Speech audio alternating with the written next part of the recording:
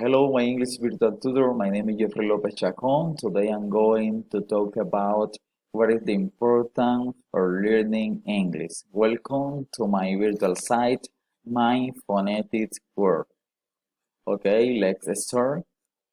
Currently, English is the most demanded language in companies and business, which is why it has become the main tool to span professional and personal goals.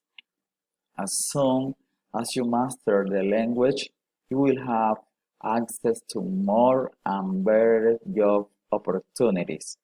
It is also a very important language to improve our access to education. It will allow us not only to study abroad, but also to access academic information, such as essays and scientific tests published in English. English is the universal language, and this becomes an important reason when starting an English course. You will be able to communicate without barriers in different fields, from commerce and finance to literature, religion, and culture. Okay, thank you so much. Thank you for watching.